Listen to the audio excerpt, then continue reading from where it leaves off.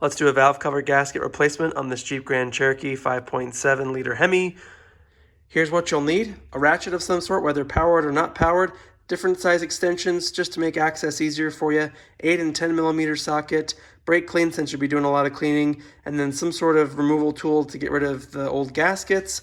You might need a wrench in case your ratchet doesn't work with your socket. And then I found that a Scotch-Brite pad with a little piece of wood helped for cleaning the surfaces. You'll see in the video. Screwdriver / pry bar, little mallet, torque wrench, and then the gasket. I'll link it below. Here's the part number, lights, and then some bungee cords. If you have other things that help you get this job done, let me know below. Hopefully it will help others out as well. Let's do this. So we'll remove the 2 bolts, one here on each of the coil packs. It's a 10 millimeter, and then also remove these connectors. You just push in the tab here and it should come up. And if you're having difficulty, push down, then push in, and then it should come up.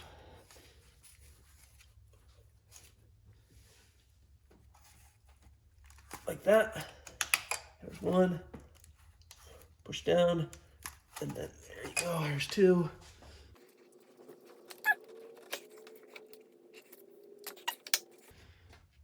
Now these are 10 millimeter bolts. You can use a ratchet. I got this tool, this battery powered ratchet that I wanted to give a try and see how it does.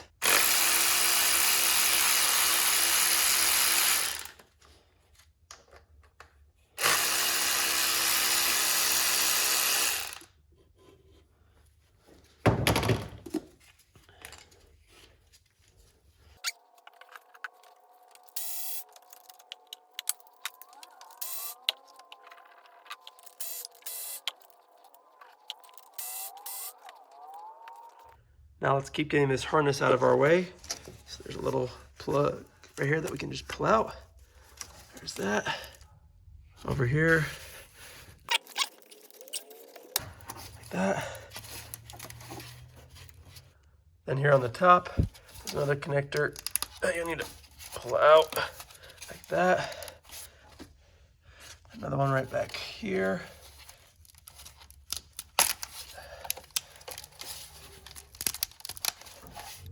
Then it looks like there's one more right there that we need to pull out. That should have everything disconnected. You can see there's the 1, 2, 3, 4, 5 bolts on top. And then the 5, 1, 2, 3, 4, 5 bolts. So we might not even need to touch the fuel injectors. We might be able to just remove it like this. Let's try it. Maybe we'll just pull this connector off here. That way we can wiggle this enough to get down to the bolt right there. So I think I found a solution. I'm just gonna stick a little 8 millimeter wrench on here. It'll take a little bit, but that should break it loose.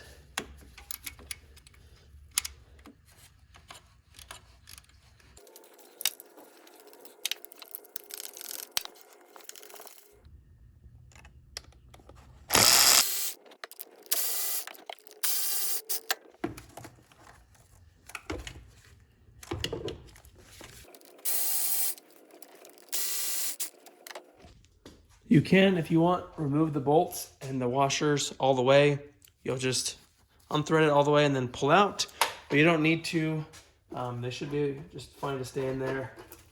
You could always remove more to make access easier, but honestly, the plastic connectors on the injectors are brittle. Didn't want to worry about breaking them, so I just bungeed the cable out of the way and it worked just fine.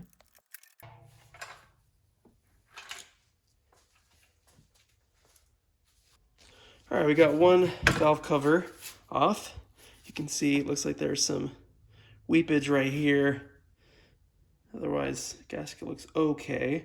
If you have oil in your spark plugs, these gaskets definitely need to be replaced. And I have a video on how to replace your spark plugs. Check that out if you haven't seen it already. And this gasket is definitely old because you put your nail against it and it doesn't compress at all. It's hard as a rock. So now let's try and get this out. The biggest thing here is just trying not to scratch the plastic, otherwise it'll leak. So as you can see here, I'm piercing the side of the gasket and then trying to lift up. I don't like going down into the gasket. I feel like that is just a recipe for a leak. Just take your time here and remove both the perimeter gaskets and the spark plug well gaskets. You don't want to scratch the cover and need to buy a new one, so again, just be very careful if you're using a metal tool. Then go around and clean any leftover gasket material or gunk left over. That way the new gaskets can see flat and don't create new leaks. All right, now we can install our new gaskets. You can see they have a little ridges here in the bottom which help retain them, especially since we're going to be putting these upside down.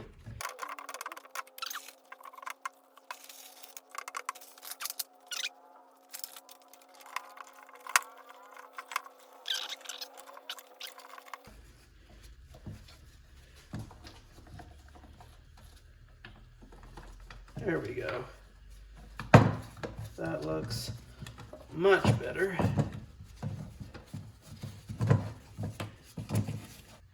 Now I'm going to clean this mating surface with some brake clean. And I took my time here, but as you can see, clean surfaces both here where the spark plug gaskets go, as well as here where the valve cover gasket goes. And really, if you run your finger across here, you don't want to feel any bumps or anything like that, because then that will mean that you'll get a leak. So just make sure everything's clean, and then we'll reinstall and see how it goes. For installation, just be careful not to knock the new gaskets out as you're placing them. Again, more access would make this less of a hassle, but honestly, the gaskets didn't seem to move much, and I just took my time guiding it into place. Now I believe we have to torque these to 70 inch-pounds, which is about 6 foot-pounds of torque. And we're gonna go from the middle, so we'll start here and then work our way out. So 1, 2, 3, 4, 5, 6, 7, 8, you know, so on and so forth, crisscross pattern. Again, start in the middle, that way the gasket can seat evenly. And here I am just torquing the bolts. Sorry for the camera work. Filming car repairs is definitely not easy. Real cool. I'm not going to put any of these clips back in just yet. That way, if I have to take anything apart. If you want to change out your spark plugs, now would be a good time, especially if you had oil in any of your spark plug wells or on your spark plugs. I recently changed mine, so I didn't see a need to. I also don't worry about torquing the coils. If anyone knows the specs, feel free to post them below. I just snug them up.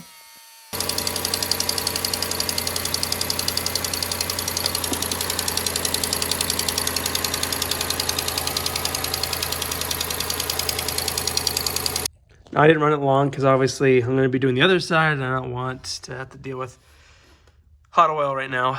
So, but so far so good. I don't see any signs of leakage, especially here. So I think we're good. So we can definitely put all these clips back, and I'm going to call this a success. You might call it something different, but I didn't have to mess with moving this, but I might regret it on the other side. So we'll see how that one goes. All right, so it's a little bit more crammed over here, and if we learned anything from the first side, definitely more room is better. So I'm just gonna start removing stuff, and we'll see how much we need to remove. So this breather tube is an easy one. Okay, there's one. Already gives us a lot of room. So this line is pretty flexible, so I don't know about that one. This is a fuel line, so would really like to not have to touch that at all, which I think if we finagle it out the back, I think we should be okay. In the front, looks like we're okay. We'll need to remove some clips here, but let's start with the easy stuff. More for filming purposes, I'm gonna remove this whole intake if you want, and actually if it helps, maybe it'll be worthwhile to remove for you as well. But again, I'm just doing it so it's easier to place my camera on a tripod. So if you do wanna remove it, 10mm bolt here.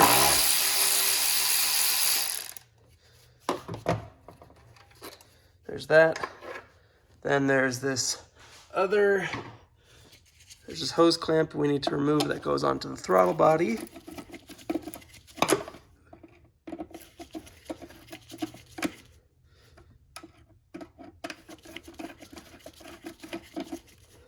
Okay.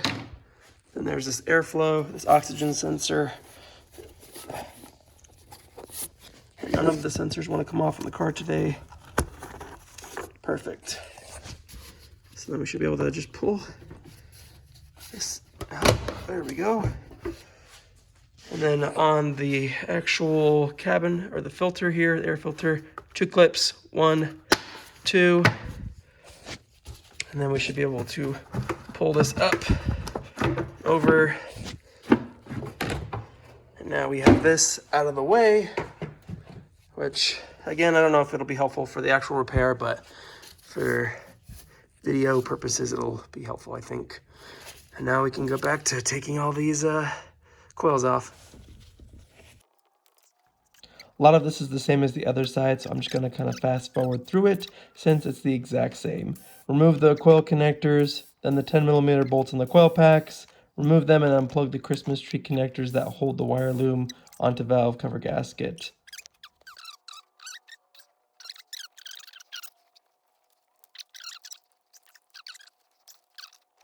All right, I'm looking at this and I really think that we'll be able to get it out as is. Now, just to make, again, our lives easier, I'm gonna pull out this filter here for a moment. And again, you can do this too if this helps you. And this whole assembly comes out if you just pull this stripping out.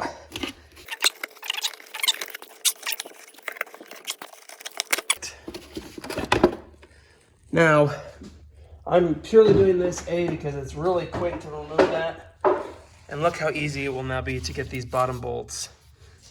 You can use bungee cables again just to keep the cabling out of the way.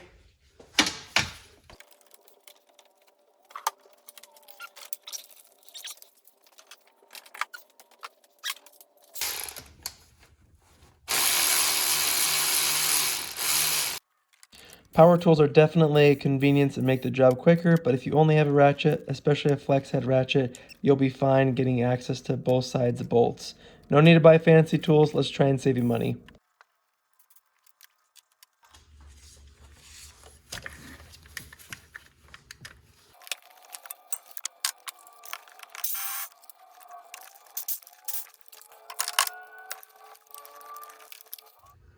And mine was already disconnected, but make sure to go back here and remove that connector that holds this wire loom on. Okay, now let's try and see if we can get this off. Since the cover is plastic, just be careful on how you pry. I started with a mallet and a piece of wood and then moved over to a pry bar. The cover was pretty stuck on there, so don't be surprised if you need to use a little leverage, but again, make sure to take your time.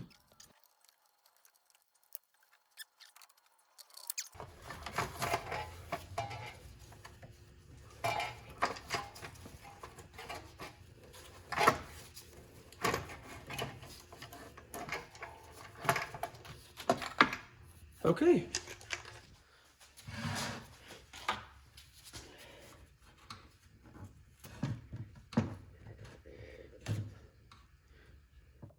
Here's a quick tip on cleaning.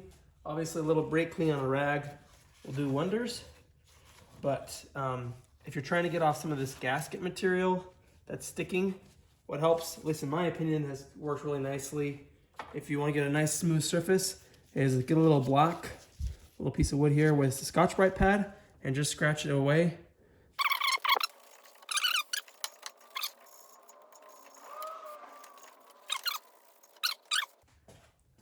I'll keep going at it, but you can see how much is already removed. All right, here goes nothing.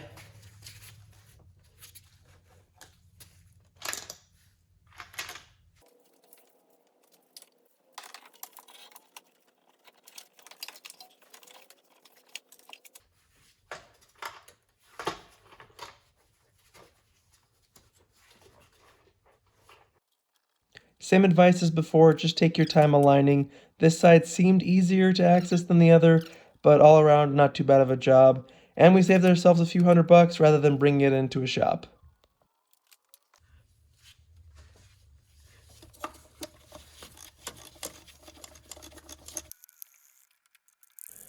Not going to bore you with the details, but again, we're going to snug down the 10 8mm valve cover bolts, starting in the middle and working your way out to evenly seat the gasket around the valve body.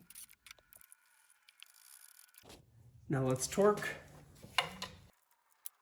And then finish it off with the torque wrench. It's such low torque that you could probably snug it by feel, but up to you on what you want to use.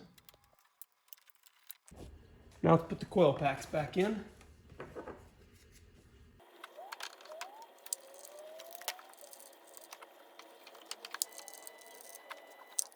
So now we'll take off our bungees.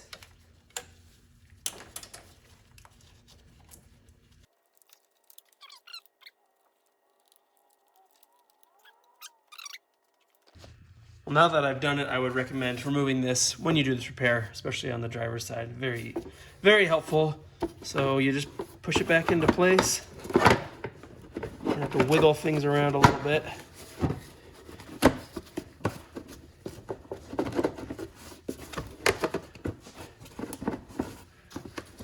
Perfect. Should sit on those grommets.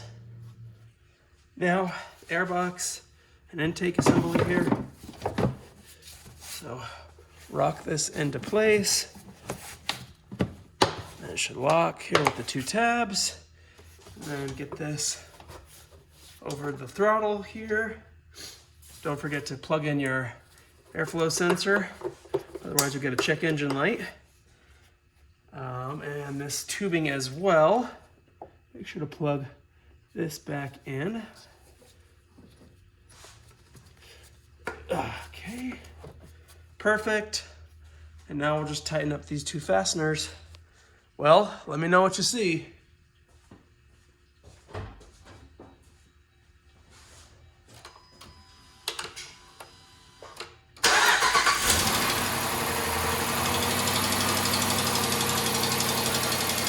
And I forgot to plug in the Christmas tree connectors after we checked our work, but whatever, easy enough to do. And for 50 bucks in gaskets, a few common hand tools, and a few hours at home, you can do this job yourself. Comments or questions, put them below. Thanks for watching. Check out my other Jeep videos, and I'll see you in the next one.